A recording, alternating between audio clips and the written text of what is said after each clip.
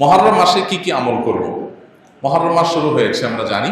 মুহররম মাসের সবচেয়ে গুরুত্বপূর্ণ আমল হলো বেশি বেশি নফল রোজা রাখা। কারণ নবী করিম সাল্লাল্লাহু আলাইহি ওয়াসাল্লাম বলেছেন, আফদালুস সিয়াম বা'দা রমাদান শাহরুল্লাহিল মুহাররম। আল্লাহর কাছে রমজানের পরে সবচেয়ে শ্রেষ্ঠ রোজা হলো কোন মাসের রোজা? আল্লাহর মাস মুহররম মাসের রোজা। মুহররম মাসকে নবীজি বলেছেন কার মাস? আল্লাহর মাস।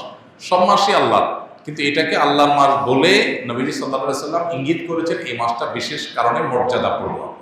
তাহলে আমরা আজকে যে মাসটাতে প্রবেশ করলাম, এই মাসটা একটা মর্যাদাপূর্ণ মাস।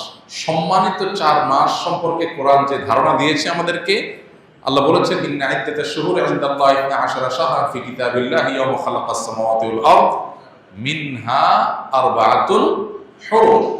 নবমণ্ডল ভূমণ্ডল সৃষ্টির দিন থেকেই বছরের গণনা হয় 12টা মাস দিয়ে। এর মধ্যে 4টা মাস হলো সম্মানিত।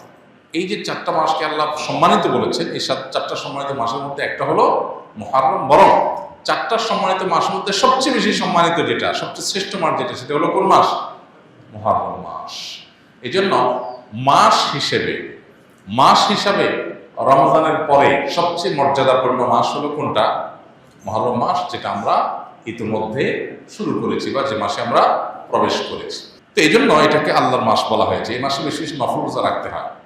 নফল রোজা নিয়ে অবশ্য আরেকটা হাদিস আছে, এর সাথে বাহ্যিক দৃষ্টিকোণ থেকে কন্ট্রাডিক্টরি মনে হয়। সেটা হলো আমাদের আয়েশা রাদিয়াল্লাহু তাআলা থেকে বর্ণিত, নবী সাল্লাল্লাহু আলাইহি ওয়াসাল্লাম এর ব্যাপারে তিনি বলেছেন, মা রাআইতু রাসূলুল্লাহি সাল্লাল্লাহু আলাইহি ওয়াসাল্লাম ইসতাকমালা সিয়ামা শাহরিন কাত্তু ইল্লা ফি রমাদান ওয়া মা রাআইতুহু আকসারা সিয়ামা মিনহু ফি শাবান।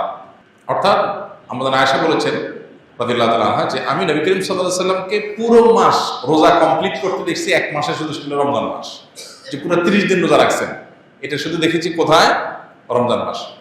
আর রমজান মাস ছাড়া সবচেয়ে বেশি, মাসের বেশিরভাগ দিন রোজা রাখছেন দেখছি যে মাসে, সেটা হলো শাবান। তাহলে এই হাদিস থেকে বুঝে গেল শাবানে বেশি রোজা রাখতে হবে। আবার আমরা একটু আগে হাদিস শুনলাম, রমজানের পরে সবচেয়ে শ্রেষ্ঠ রোজা রাখার মাস হলো মুহররম মাস। নফল রোজার শ্রেষ্ঠ মাস মুহররম মাস, হাদিস থেকে বোঝা যায়। তাহলে রাসূলুল্লাহ সাল্লাল্লাহু আলাইহি ওয়াসাল্লামের আমল একরকম, হাদিস আরেক রকম। এর সমন্বয়টা কোন জায়গায়, কিভাবে? উত্তর হলো যে মূলত মুহররম মাস এটা নফল রোজার জন্য সবচেয়ে সেরা মাস। এরপরে শাবানের মর্যাদা। নবী সাল্লাল্লাহু আলাইহি ওয়াসাল্লাম হাদিসটা বলেছেন, কিন্তু এটা আমল করার সুযোগ তিনি পান নাই। আল্লাহ তাকে দুনিয়া থেকে নিয়ে গেছেন। শাবান মাসে একটা আমলের সুযোগ তিনি পেয়েছেন। তাহলে নফল রোজার জন্য সবচেয়ে আদর্শ মাস এটা। সেই হিসাবে বেশি বেশি এই মাসে নফল রোজা রাখা দরকার। আল্লাহ যাদের তৌফিক দিয়েছেন, মুহররম মাস উপলক্ষে আমরা 2-4টা রোজা রাখা দরকার। এখানে আমরা যারা আছি, বেশিরভাগ মানুষই হয়তো এমন মুহররম মাসে আশুরা রোজা রাখা ছাড়া আর অতিরিক্ত রোজা, হয়তো যারা সোম-বৃহস্পতিবার রাখছেন, আইয়াম বীজ রাখেন, এটা হয়তো রাখছেন, মুহররম মাস হিসাবে রোজা রাখার সুযোগ বেশিরভাগ মানুষের হয়নি। তো এই হাদিসের উপর আমল করার জন্য হলেও আমরা মুহররম মাস উপলক্ষে একদিন রোজা রাখবো ইনশাআল্লাহ। এক। দ্বিতীয়ত, মুহররম মাসটা সম্মানিত 4 মাসের একটা। সম্মানিত 4 মাসের বিধিনিষেধগুলো এখানে চলে আসবে। সম্মানিত 4 মাসের যুদ্ধ বিগ্রহ করা নিষেধের সম্পর্কে আয়াত আছে, যদি অনেক আলেমদের মতে এটা মানসুখ হয়েছে। আবার সম্মানিত মাস হিসাবে আল্লাহ তাআলা বলেছেন, ফালা তাজলিমু ফিহিন্না আনফুসাকুম, এই মাসগুলোতে তোমরা নিজেদের প্রতি অবিচার করো না। পাপাচার থেকে বাঁচার জন্য এটা বিশেষভাবে যত্নশীল হতে হবে। ইবাদত বন্দেগীর রুটিন কাজগুলো বিশেষ আন্তরিকতার সাথে করতে হবে। এটা হলো মুহররম মাসের করণীয়। এছাড়া মুহররম মাসের মধ্যে আশুরার দিনটা আছে, সেই উপলক্ষে বিশেষ করণীয় আছে আশুরা রোজা রাখা, এবং আল্লাহ তাআলা শুকর আদায় করা মুসা আলাইহিস সালামের বিজয়ের কারণে 2টা রোজা রাখা সুন্নাত আশুরাকে কেন্দ্র করে। এ হলো মুহররম মাসের করণীয়। এর বাইরে মুহররম মাসকে কেন্দ্র করে অনেক করণীয় আমাদের সমাজে আছে, যেগুলো একটাও কোরআন বা হাদিস দ্বারা প্রমাণিত নয়। সম্প্রতি দেখা গেছে চাঁদা না দেওয়ার কারণে একজন লোকের দাড়ি ধরে মারধর করেছে, এর কোনো বিচার হয় না কেন এই দেশে? ভাই, এই বিষয়গুলো তো আমাদের দেশে নতুন না। হয়তো 2-1টা ঘটনা ভাইরাল হয়, আর বাকিগুলো হয় না।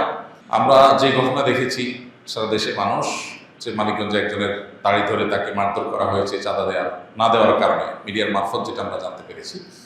এইরকম ঘটনা তো আমাদের দেশে বিভিন্ন জায়গায় অহরহ হতে থাকে, অনবরত হয়। বাকি জিনিসগুলো হয়তো আমাদের পর্যন্ত আসে না, আমরা জিনিসগুলো হয়তো জানি না, জাস্ট এইটুকু যে আমরা জানতে পারি না। এগুলো কেন হয়? এগুলো এই জন্য হয় যে এগুলো বিচারের মুখোমুখি করা হয় না, এগুলোর উপযুক্ত বিচার হয় না। এই জন্যই হয়, কোনো অপরাধের যখন বিচার সঠিকভাবে না হয়, সে অপরাধ বারবার মানুষ করতে থাকে, বারবার হতে থাকে। তো এই জন্য এই বিষয়গুলোতে বিচার যেন হয়, সেটা নিশ্চিত করার জন্য আমাদের প্রত্যেককে যার যার জায়গা থেকে দাবি দাওয়া তোলা, জোরদার প্রচেষ্টা করাটা অব্যাহত রাখতে হবে। হাল ছেড়ে দিলে চলবে না। বিচার তো হয় না, তাহলে আর চেয়ে লাভ নেই। বরং আমাদের চেষ্টাটা আমাদের অব্যাহত গতিতে চালাতে হবে এবং করতে হবে। একসময় ইনশাআল্লাহ আল্লাহ তাআলা অবস্থার পরিবর্তন ঘটাবে। আমি একটা কথা প্রায় বলি, মাস্তানি করা এটা ছোট লোকদের কাজ। যারা যত নিচু প্রকৃতি তারা তত গায়ের জোর খাটায়, তারা তত অহংকার করে। আর যারা যত সম্মানিত, যারা যত মর্যাদাবান, যাদেরকে আল্লাহ তাআলা যত বেশি দায়িত্বশীল করেছেন, তারা তত বেশি সতর্ক থাকে এবং এই সমস্ত ছোট লোকই করে না। তো যারা এই ধরনের জুলুম করে, আল্লাহ তাআলা সব সহ্য করলেও জুলুম সহ্য করেন না। আল্লাহ বলেছেন হাদিসে কুদসিতে, ইয়া ইবাদি ইন্নী হারামতু যুলমা আলা নাফসি ফালা তাযালামু। হে আমার বান্দারা, জুলুম আমি নিজের জন্য নিজে হারাম করেছি, অতএব তোমরা একে অন্যের প্রতি জুলুম করবে না। এই বিষয়ে আল্লাহ তাআলা সতর্ক করেছেন। বিধান যারা এই ধরনের কর্মকাণ্ডে জড়িত তারা যেন আল্লাহর কাছে তওবা করে ফিরে আসে। আল্লাহ আমাদের সবাইকে এই ধরনের জুলুমের কাছ থেকে বেঁচে থাকার তৌফিক দান করুন। জুমার সালাতের জন্য দুইবার আজান কেন দেওয়া হয়? প্রথম আজান জোরে হলে দ্বিতীয় আজান আস্তে কেন দেওয়া হয়? প্রথম কথা হলো যে শরীয়তের যত আদেশ নিষেধ আছে এগুলো অকপটে মেনে নেওয়ার নাম হলো দিন। সবকিছু আমরা অকপটে মেনে নিব, সবকিছুর কেন কিন্তু এর জবাব জানাটা এটা না জরুরি না যৌক্তিক। কারণ নির্দেশদাতা যখন সৃষ্টিকর্তা, সৃষ্টি হয়ে আমি তার সব কিছুর যৌক্তিকতা ধরে ফেলতে পারবো, এটা স্বাভাবিক ব্যাপার না, বিষয় না। বরং অনেক কিছু আমার বুঝে না আসাটাই স্বাভাবিক। তবে এখানে যেটা প্রশ্ন করেছেন সেটা অবশ্য বোঝার মতো বিষয় এখানে আছে। এখানে লজিক্যাল গ্রাউন্ড পরিষ্কার যেটা আমরা জানি সেটা হলো জুমার দুইটা আজান কেন দেওয়া হয় এবং প্রথম আজান একটু জোরে পরেরটা আস্তে কেন হয়। এর উত্তর হলো জুমার নামাজ ৫ ওয়াক্ত নামাজের মতো না। ৫ ওয়াক্ত নামাজ মূলত মসজিদের আশেপাশের মুসল্লিদের জন্য হয়, আর জুমার নামাজ হলো ছোট ছোট পাঞ্জেগানা অনেকগুলো মসজিদের মুসল্লিদের জন্য হয়। তাহলে মসজিদের ৫ ওয়াক্ত নামাজের মুসল্লিরা থাকে মসজিদের আশপাশের লোকেরা, আর জুমার মুসল্লি থাকে মসজিদের দূরের মুসল্লিরাও। পাঞ্জেগানা যেখানে শুধু ৫ ওয়াক্ত নামাজ হয়, আজকাল তো অবশ্য সব মসজিদই জুমার নামাজ হয়ে গেছে। বাকি ইসলামের নির্দেশনা হলো একটা বড় এলাকার ছোট ছোট পাঞ্জেগানা মসজিদ থাকবে আর একটা জুমার মসজিদ থাকবে, যাতে জুমার দিন সব এলাকার মানুষ এক জায়গায় একত্র হতে পারে। এটা ইসলামের সামাজিক সৌন্দর্য। যেহেতু জুমার নামাজে আশেপাশের বিভিন্ন পাঞ্জেগানা মসজিদের মুসল্লিরা দূর দূরান্ত থেকে আসবে, অনেক দূর থেকে আসবে, সেই জন্য তাদের আসার সুবিধার্থেই দুইটা আজানের ব্যবস্থা।